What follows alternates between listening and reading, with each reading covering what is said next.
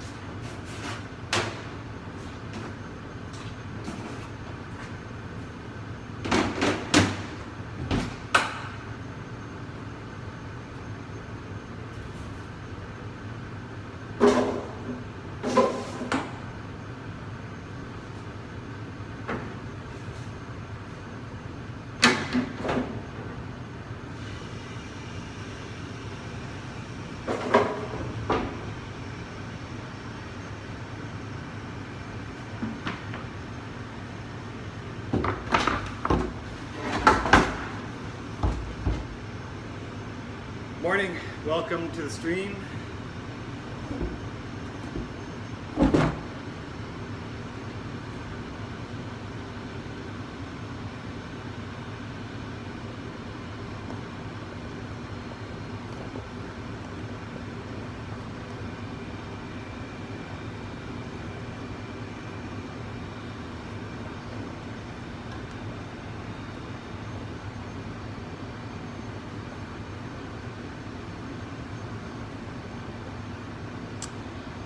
Are you promoting toxic masculinity?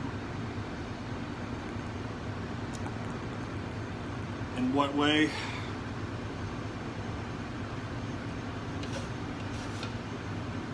In what way am I promoting toxic masculinity?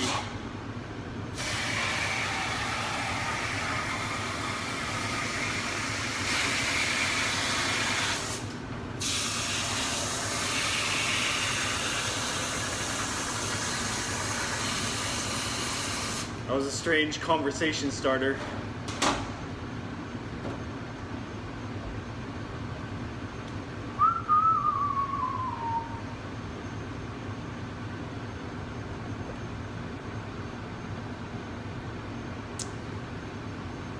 Hey, it's me, Steven. I'm making bagels this morning.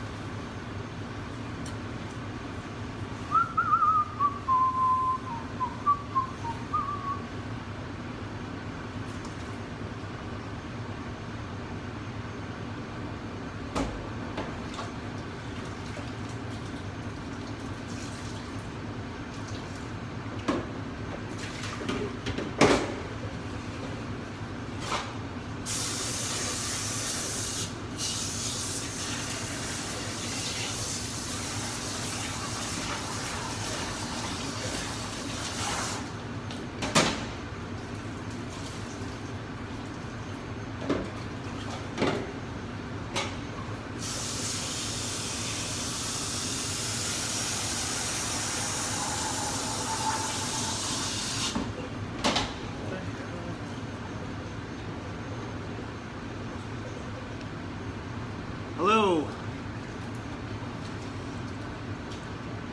Welcome. I've never been to Arizona. Sure, it's beautiful. Hot and beautiful.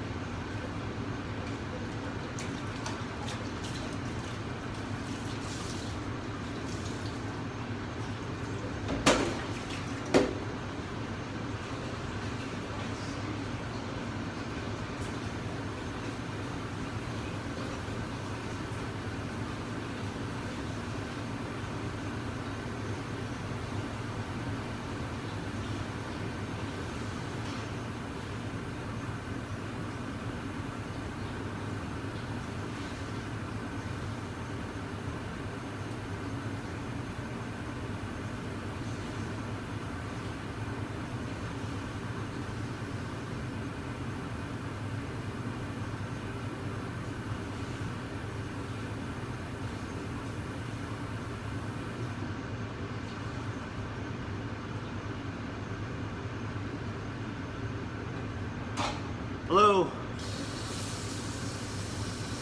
Are you mocking me? I don't know what's going on in chat right now.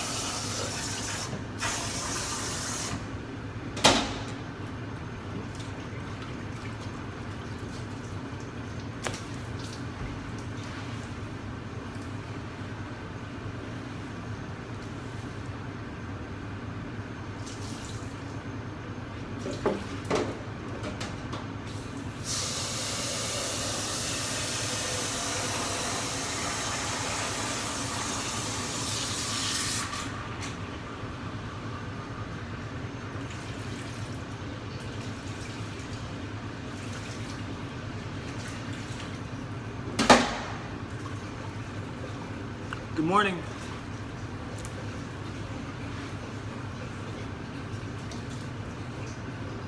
I'm baking bagels.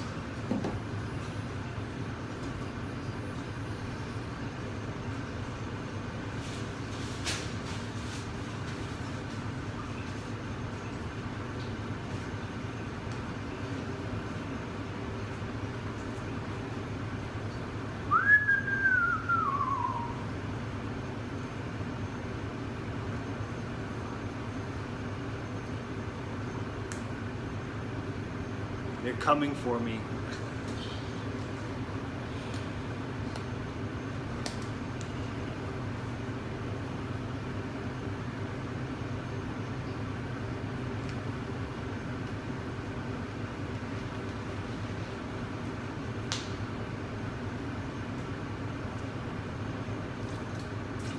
The Nazis.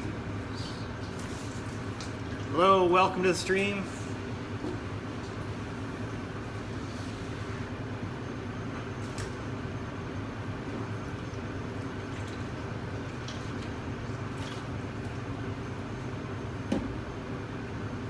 You are a baker too?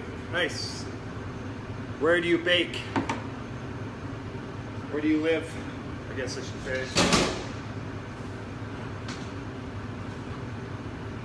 Live and bake. Where do you live and bake?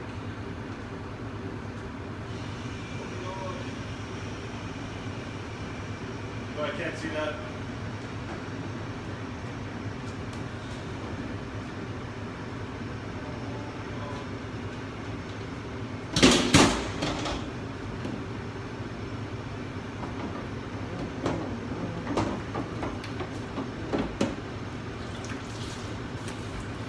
I'm a baker.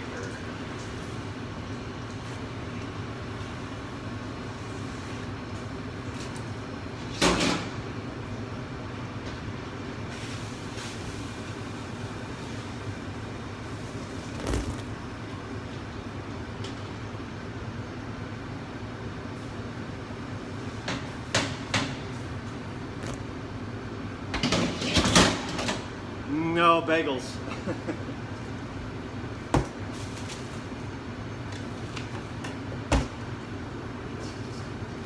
Pretty gross pizza if I boiled it first.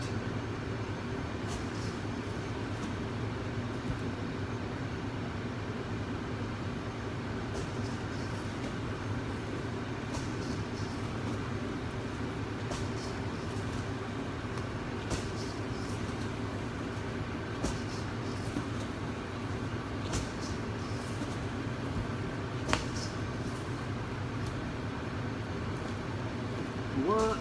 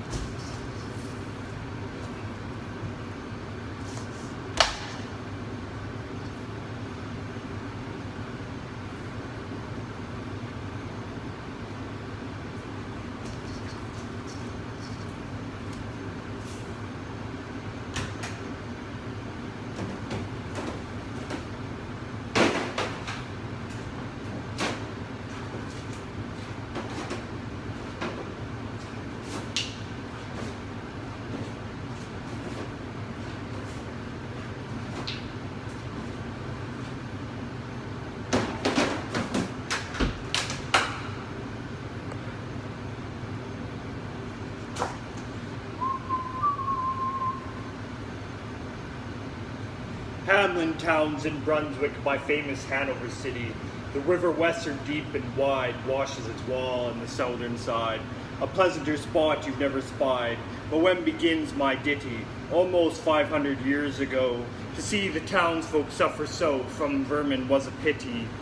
Rats, they fought the dogs and killed the cats and bit the babies in the cradles and ate the cheeses from the vats and licked the soup from the cook's own ladles, split open the kegs of salted sprats, made nests in the men's Sunday hats, and even spoiled the women's chats by drowning out their speaking with shrieking and squeaking in 50 different sharps and flats. At last the people in a body to the town hall came flocking, 'Tis clear, cried they, our mayor is a naughty, and as for our corporation, shocking to think we buy gowns lined with ermine for dolts who can't or won't determine what's best to rid us of our vermin. You hope because you're old and obese to find in the furry civic world schemes. Rouse up, sirs, give your brains a racking, to find the remedy we are lacking, or sure as fate we'll send you packing. At this the mayor and corporation quaked with the mighty consternation. An hour they sat in council. At length the mayor broke silence. For a gilder eyed my ermine gown sell. I wish I were a mile hence. It's easy to bid one rack one's brain. I'm sure my poor head aches again. I scratch it so, but all in vain. Oh, for a trap, a trap, a trap. Just as he said this, what should hap? At the chamber door but a gentle tap. Bless us, cried the mayor, what's that? With the corporation as he sat, looking little through wondrous fat. Nor brighter were his eyes, nor moister than a too long opened oyster, save when at noon his paunch grew mutinous for a plate of turtle green and glutinous. Only a scraping of shoes on a mat, anything like the sound of a rat makes my heart go pit-a-pat. Come in, cried the mayor, looking bigger, and in did come the strangest figure. His long queer coat from heel to head was half yellow and half red, and he himself was tall and thin, with sharp blue eyes each like a pin, and light loose hair and swarthy skin, nor tuft of hair on cheek, nor beard on chin, but lips were smile went out and in. There was no guessing his kith or kin, and nobody could enough admire this tall man in his quaint attire. Quoth one, it's as my great-grandsire, starting up at the trump of doom's tone, had walked this way from his painted tombstone. He advanced towards the council table, and please, your honour, said he, I am able, by means of secret charm to draw all the creatures living beneath the sun, to crawl or swim or fly or run, after me so as you never saw. And I chiefly use my charm on creatures that do people harm, the mole and toad and newt and viper, and people call me the Pied Piper. And here they noticed round his neck a scarf of red and yellow stripe, to match with his coat the self-same check, and that scarf's end hung a pipe. His fingers, they noticed, were ever straying, as if impatient to be playing upon this pipe, as low it dangled over his vesture so old-fangled. Yes, said he, Pied Piper as I am, in Tartary I fled the Cam, last June from his huge swarms of gnats. I eased in Asia the Nizam of a monstrous brood of vampire bats. And as for what your brain bewilders, if I rid your town of rats, will you give me 1,000 guilders? 50,000 was the exclamation of an astonished mayor and corporation. Into the street the piper stepped, smiling first a little smile, as if he knew what magic slept in his quiet pipe the while. Like a musical adept, blow his pipe, his lips he wrinkled, and green and blue his sharp eyes twinkled, like a candle flame where salt is sprinkled.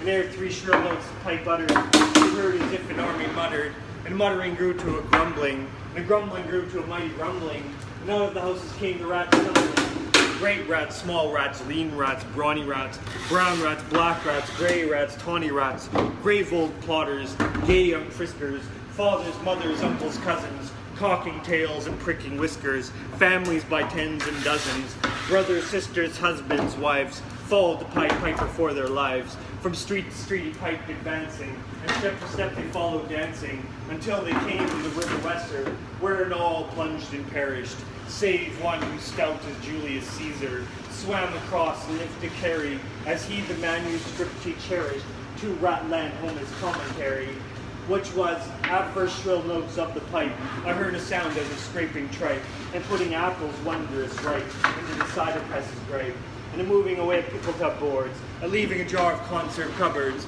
a drawing of corks of train oil flasks, and breaking hoops of butter casks, and it seemed as if a voice, sweeter far than my heart or my psaltery is breathed, called out, "Oh, rats, rejoice! The world has grown to a vast dry saltery. So munch on, crunch on, take your nunch on, breakfast, supper, dinner, lunch on, and just a bulky sugar punch on, already staved like a great sun shone. Gracious, scarce an inch before me, just as methought it said, come bore me, I found the Weser rolling over me.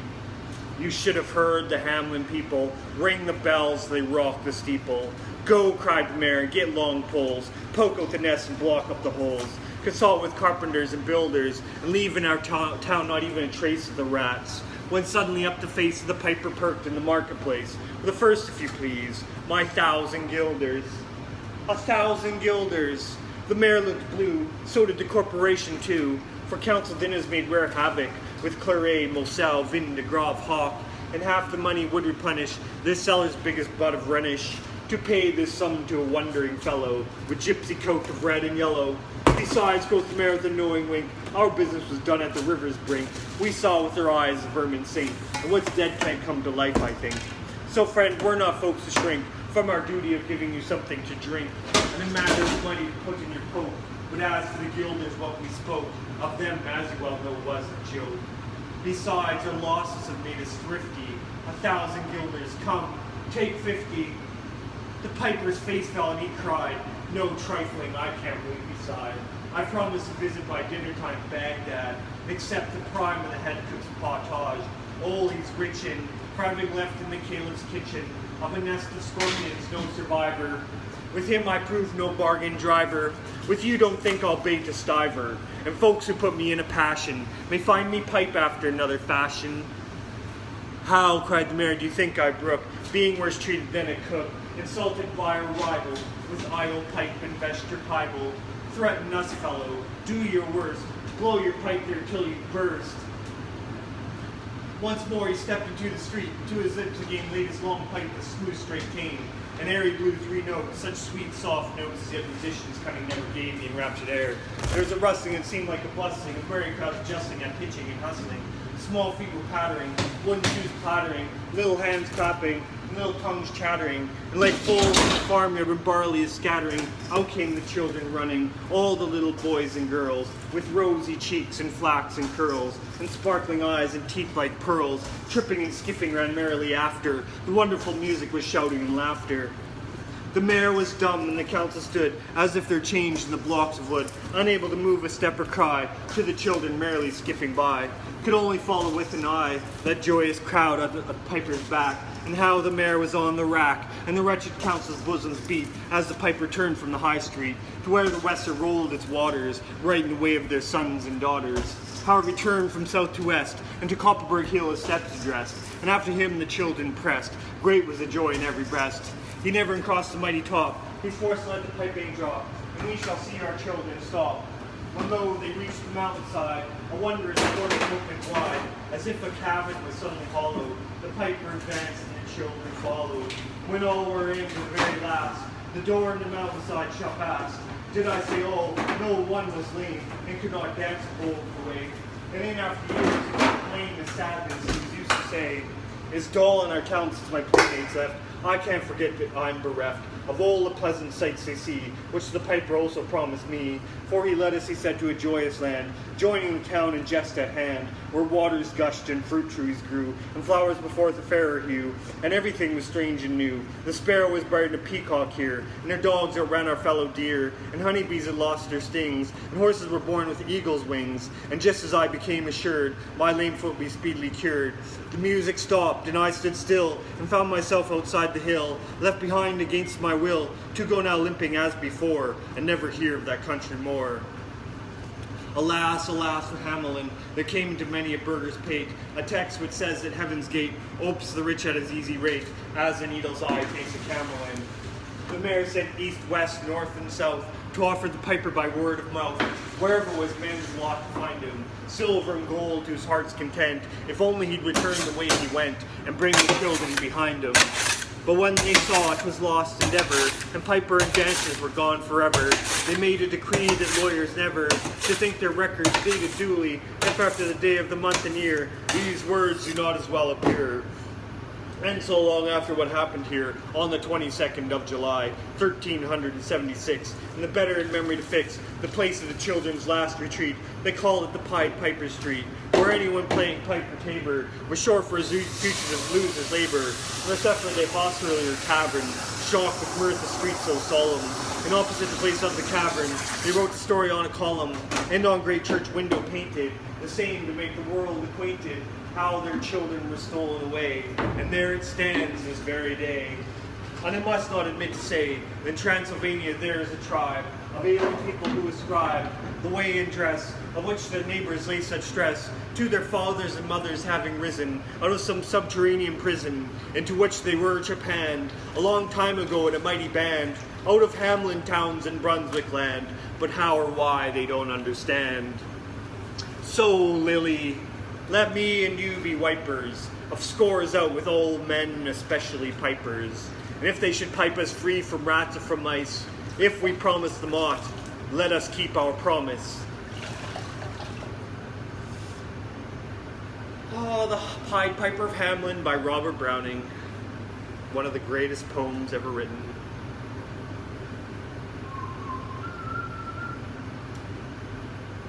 In the Victorian era, I guess I should say.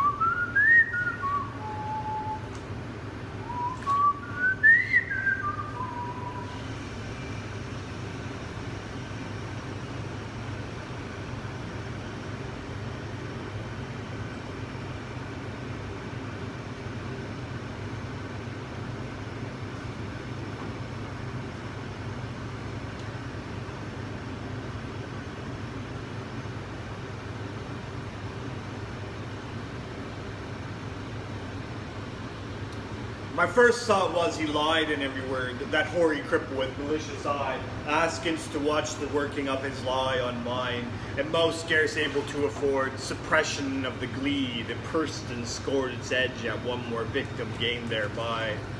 What else should he be set for with his staff? What saved waylay with his lies and snare all travelers who might find him posted there? And asked the road, I guessed what skull like laugh would break, what crutch can write my epitaph for pastime in the dusty thoroughfare. If at its counsel I should turn aside to walk in his track which old Agree hides the dark tower, yet acquiescently I did turn as he pointed, neither pride nor hope rekindling at the end descried, so much as gladness some end might be. For what with my whole world wide wondering, what with my search drawn out through years, my hope dwindled into a ghost not fit to cope with that obstreperous joy success would bring. I hardly tried now to rebuke the spring my heart made finding failure in its scope. As a sick man very near to death seems dead indeed, and feels begin and end the tears, and takes the farewell of each friend, and hears one bid the other go, draw breath freely outside, since all is over, he saith, the blow fallen, no grieving can amend. While some discuss if there other graves be room enough for this, and when a day suits best for carrying the corpse away, with care about banners, scarfs, and staves, and still the man hears all and only craves, he may not shame such tender love and stay. Thus I had for so long suffered in this quest, heard failure prophesied so oft been writ, so many times among the band to wit, that I to two dark towers search should rest their steps, that just to fail as they seem best, and all doubt was now should I be fit. So quiet as despair I turned from him, that hateful cripple, out of his highway into the path he pointed. All the day had been a dreary one at best, and dim was settling into its close. It shot one grim red leer to see the plain catch its astray. For mark, no sooner was I fairly found, pledged to the plain after a pace or two, then pausing throw backward a last view, over the safe road 'twas gone, great plain all round, nothing but plain to the horizon's bound. I must go on, naught else remained to do. So on I went. I think I never saw such starved, ignoble nature. Nothing throve, for flowers as well expect a cedar grove. But chortle and spurge, according to their law, might propagate their kind with none to awe. You think a burr had been a treasure trove. No penury, inertness, and grimace, in some strange sort were the land's portion. See or close your eyes, said nature peevishly. In nothing skills, I can't help my case. 'Tis last judgment's fire must cure this place. Calcine its clods and set my prisoners free. If there pushed any ragged thistle stalk above its mates, its head was chopped. The bents were jealous else. What made the holes and rents in the dock's harsh shore leaves? Bruised as to balk all hope of greenness. 'Tis a brute must walk, pashing their life out with the brute's intents. As for the grass, it grew as scarce as hair in leprosy. Thin, dry blades pricked the mud, which underneath looked kneaded up with blood. One stiff, blind horse, as every bone stared, stood stupefied however he came there, thrust out past service from the devil's stud.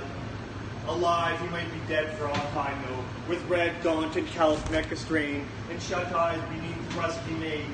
Seldom went such grotesqueness with what such woe. I never saw a brute I hated so. He must have been wicked to deserve such pain.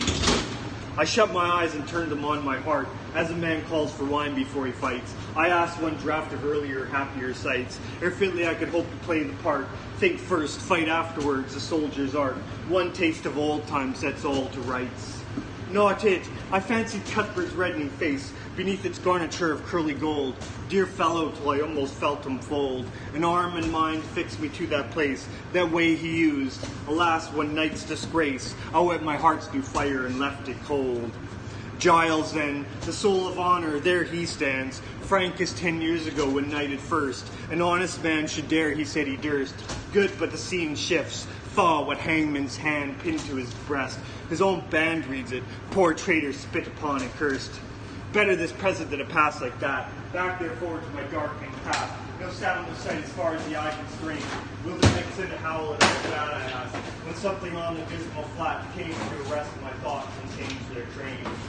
A sudden little river crossed my path, as unexpected as a serpent came. No ties congenial to the glooms. This is a crossby, might have been a bath, fiend's glowing hoof, to see the raft with black eddies be spat with flakes and spoons. So petty yet so spiteful, all along low scrubby alders kneeled over it. Drenched willows flung them headlong in a fit of rout despair, a suicidal throng. The river which had done them all the wrong, whatever that was, rolled by, deterred no whit. Which while I forded, good saints, how I feared to set my foot upon a dead man's cheek, each step or feel the spear I thrust to seek for hollows tangled in his hair or beard. It may have been a water rat I speared, but ugh, it sounded like a baby's shriek. Glad was I to reach the other bank, now for a better country. Famed presage, who were the strugglers? What war did they wage? Whose savage trampled the dust paths of any soil to a plash? Toads in a poison tank, or wild cats in a red-hot cage? The fight must so have seemed in that foul cert. What penned them there with all the plain to choose? No footsteps leading to that horrid muse. None out of it. Mad Druids set to work their brains, no doubt. The galley slaves a Turk pits for his pastime, Christians against Jews. And more than that, a furlong on, why there, what bad use was that engine for? That wheel, or brake, not wheel, that harrow fit to reel men's bodies out like spilt, with all the air of Tophet's tool, on earth left unaware, or brought to sharpen its rusty teeth of steel. Then came some stub ground, once some wood, next to marsh it would seem, now mere earth. Desperate and done with, so the fool finds mirth, makes the thing and mars it, till his mood changes and off he goes, within a rude bog, clay and marsh, sand and stark black dirt. Now blotches rankling colored gay and grim, now patches where some leanness of the soil is broken to moss or substances like boils. Then came a palsied oak, a cleft in him, a distorted mouth that splits its rim, gaping at death and dies while it coils. As far as ever from the end, not in the distance, but the evening not, point my footsteps further at the thought. Great black bird, Apollyon's bosom friend, sailed past me, nor beat his wide wings with dragon pen. Then brushed the chance to caught I sought. For looking up where I somehow grew, the plain had given place all round to mountains with such names and grace. Mere heights and heaps now stolen in view. How thus they surprised me, solving you. How to get from there was no clear case. Yet half I seemed to recognize some trick of mischief had happened to me. God knows when. In a bad dream perhaps. Here ended then progress this way. When in the very nick of giving up one more time came a click, as when the trap shuts you're in the den. Burningly it came upon me all at once. This was the place. Those two hills to the right. Crouched like two bulls locked horn and horn and fight. While to the left, tall Scout Mountain, dunce, dogged and dozing at the very nunce after a lifetime of training for the sight. What in the midst lay but the tower itself, the round squat turret, built to blind as a fool's heart, built of brown stone without a counterpart in the whole world. The tempest mocking elf points to the shipman thus, the unseen shelf he strikes on only when timbers start. Not see, because of night perhaps, why day came back for that. Behind it left the dying sunset, kindled through a cleft, the hills like two giants in the hunting lay, chin upon hand to see the game at bay, now stab and end the creature to the heft. not here, when noise was everywhere told, increasing like a bell, names in my ears, of lost adventurers, my peers, how such was strong, and such was bold, and such was fortunate, yet each of old, lost, one moment now the woe of years. There they stood, ranged along the hillside met, view the last of me, a living frame, for one more picture in a sheet of flame. I saw them and knew them all, and yet, dauntless, a slughorn to my lips I sat and blew. Child Roland to a dark tower came. I messed up the last stanza, as you may have noticed. That was Child Roland to a Dark Tower Came by Robert Browning, as you all probably already know.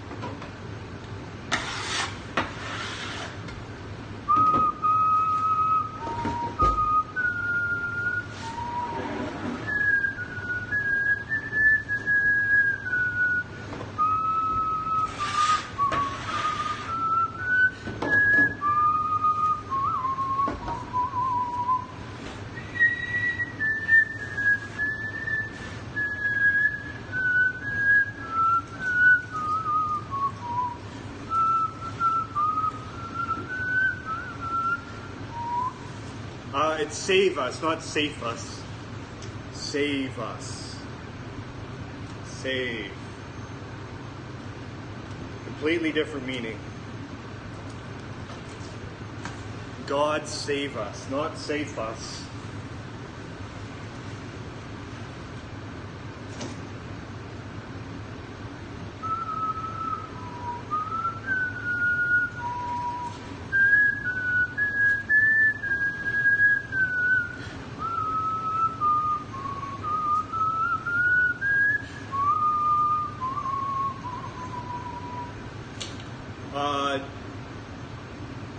It's coming, ye all faithful.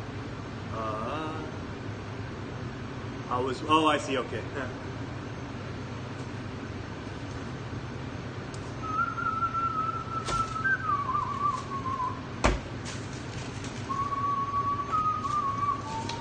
It's Christmas time.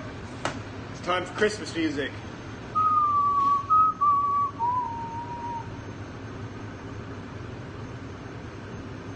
I see.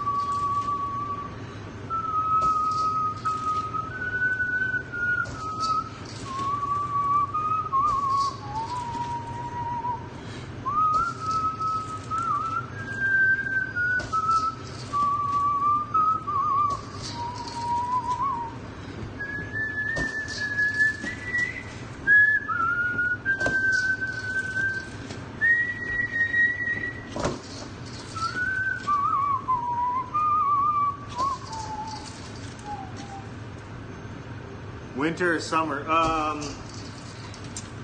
like both, I guess. I like cross-country skiing, so I like winter. for that reason. And I like summer because it's hot and you can stay outdoors all day long.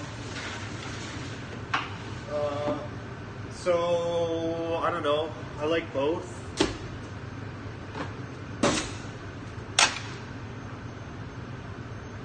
Yeah.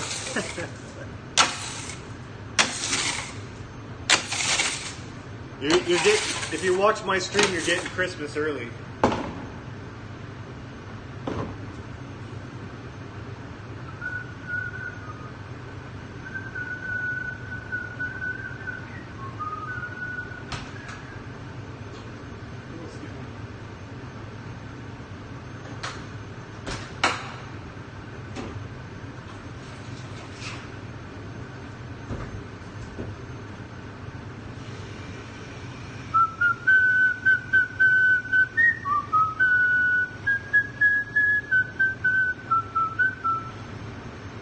Barely 5 minutes into October.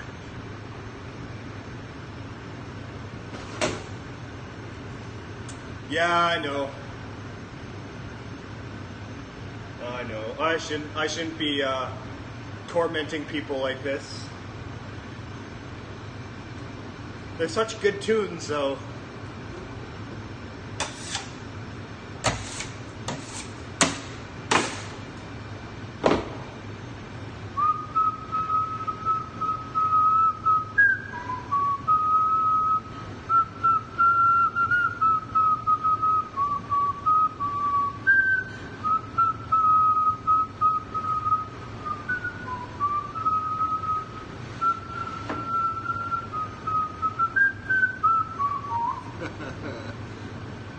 Yeah.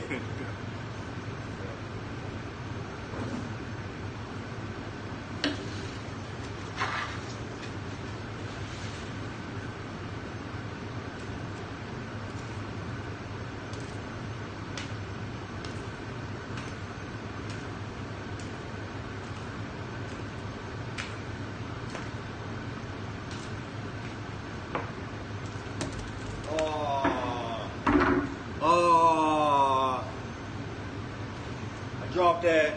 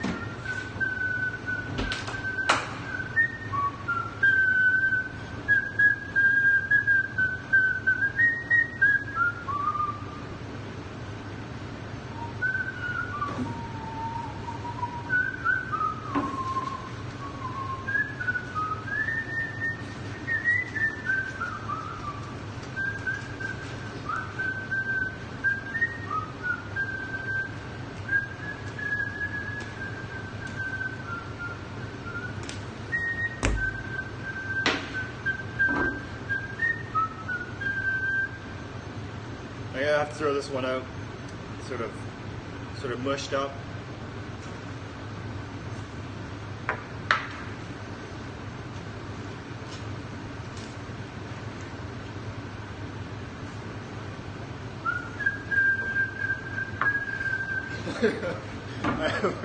I got that song stuck in my own head. My God, what am I doing? Fuck.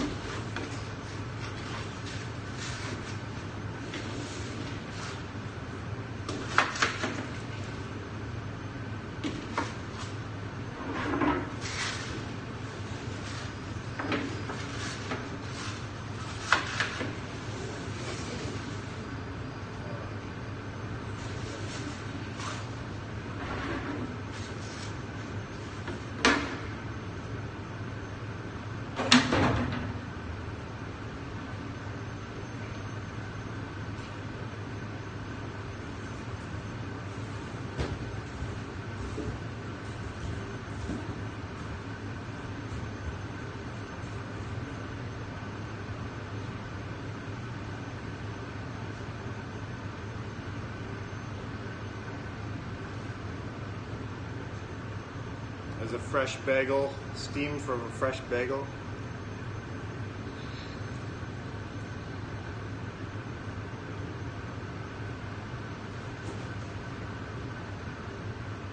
You gotta let a bagel sit for about 5 minutes because they can be a little bit doughy right after you.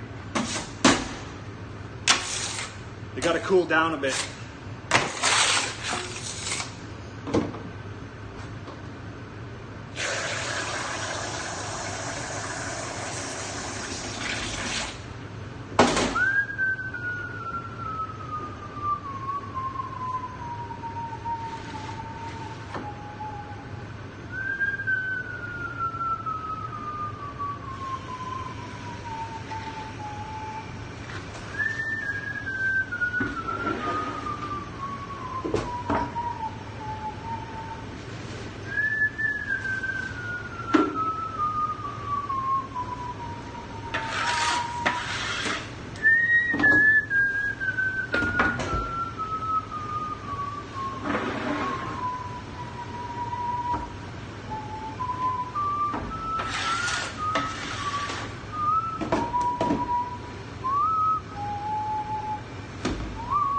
Oh, thank you. I'm glad I'm worth watching.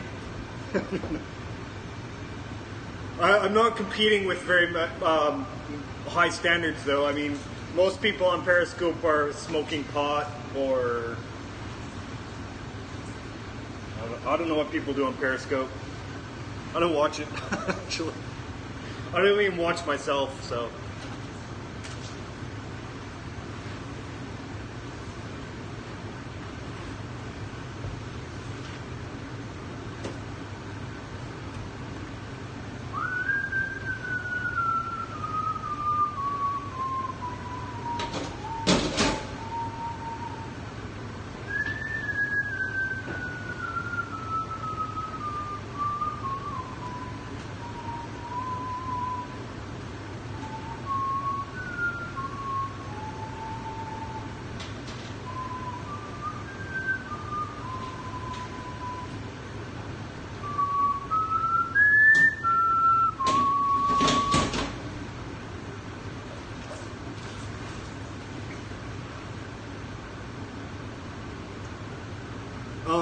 Okay, yeah, so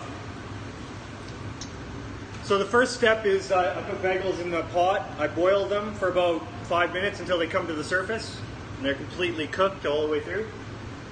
Then I put them on the table. I dress them if they need to be dressed. And I put them on boards.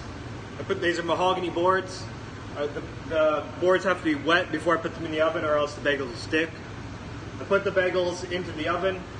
I let them get fat and dry off. Then I flip them on. They have to be dry before you flip them onto the deck. So when I put them right in front of the fire, I'm letting them dry and get really dry and proof. Then I flip the bagels onto the deck.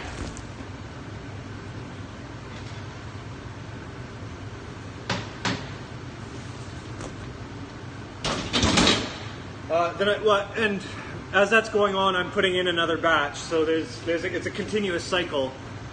I put in the subsequent batch after I've dressed the bagels. So then I flip the bagels onto the deck. I let them sit on the deck for about 2 or 3 minutes, and then I rearrange them into the center of the oven, where they sit for about 5 minutes and they brown on one side. And then I flip them and I let them brown on the other side. And then I take the bagels out. And the cycle goes on and on and on for 8 to 10 hours. And I bake about between 800 and 1,200 bagels depending on the day.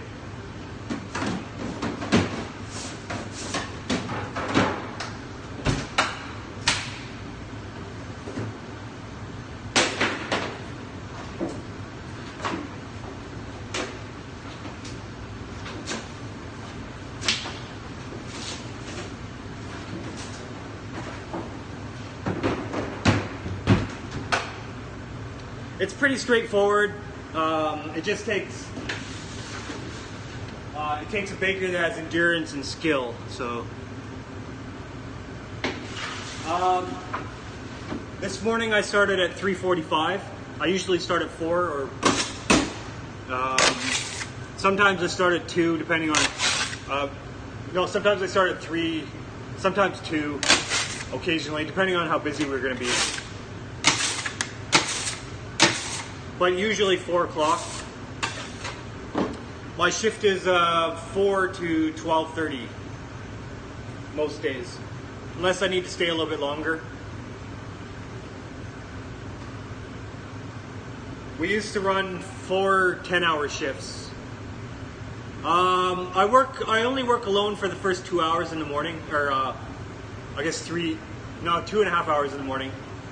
Then the rest of the day I interact with customers, and I work with like the artisans, the sandwich makers. So yeah, I like working alone in the morning though. But it's nice to have interaction later.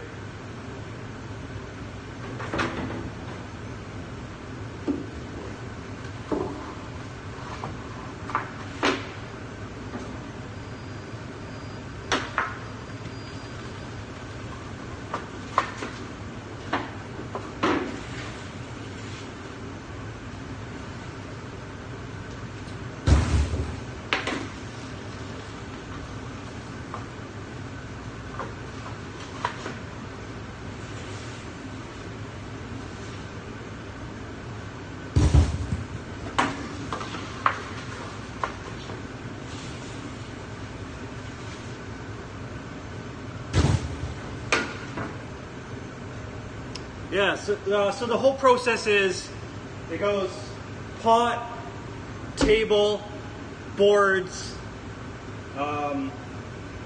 then deck, and then you take them out. Yeah, that's the whole process. Pot, table, boards, deck,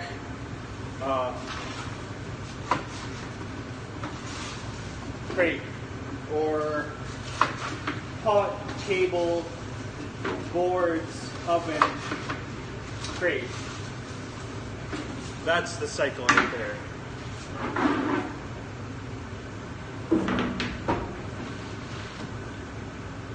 Pot, table, boards, oven, crate.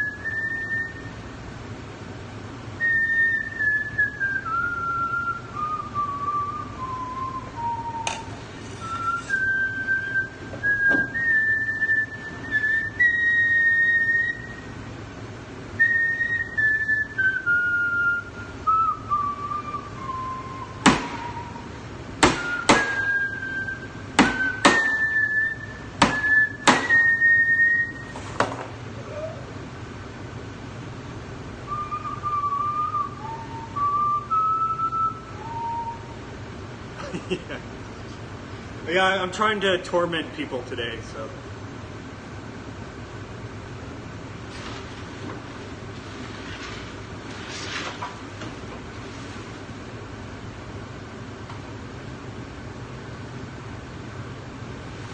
I'm actually just tormenting myself, though. Because these songs are going to be stuck in my head all day long, I'm sure.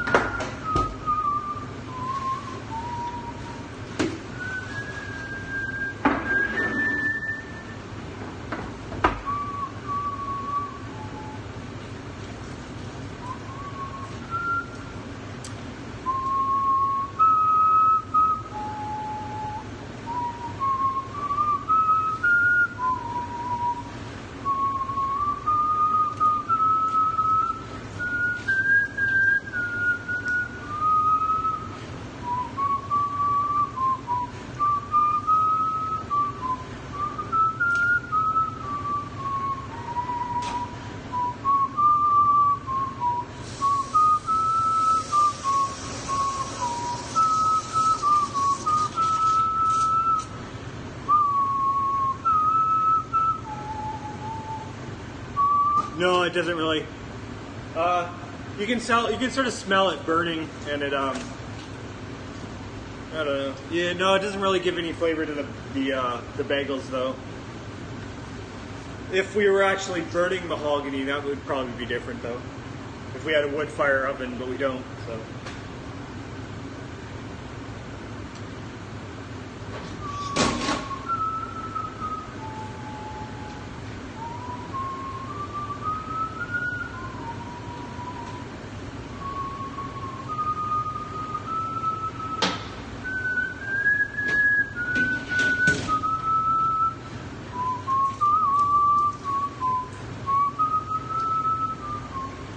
No, they're bagels.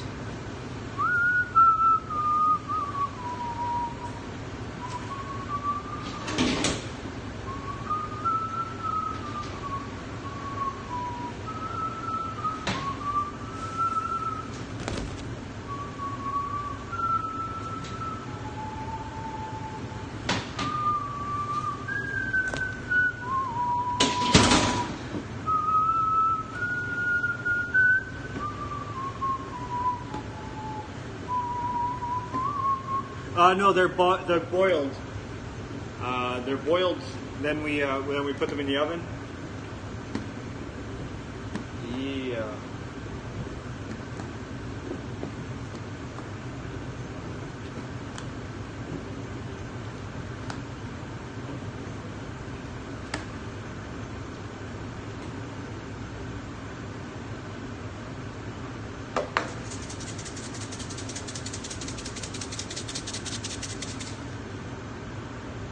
No, bagels.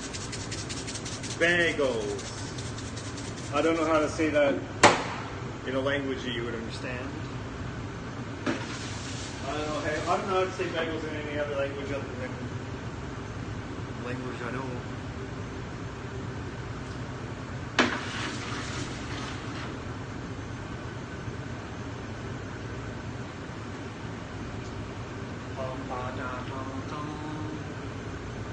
Bagels, yeah, they're round. They're like donuts, but savory. They're not sweet. Yeah, they're Jewish-ish, I guess. I don't know. The word bagel is Jewish. I'm pretty sure round pieces of dough have been around since the beginning of time. Bagels, yeah, bagels.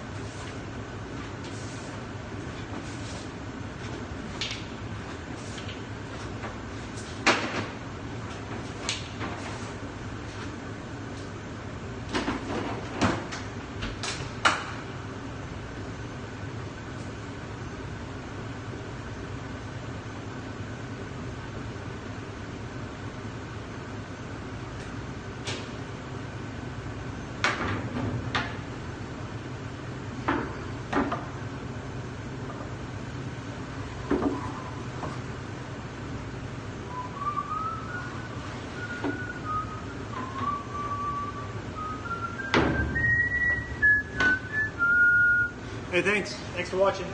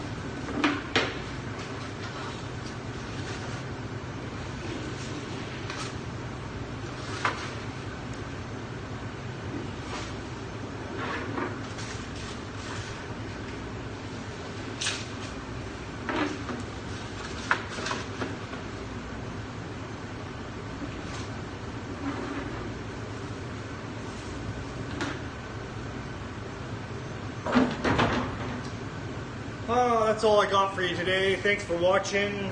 I'll be back on Friday, I think. Thanks for watching. Have an excellent morning. Adieu.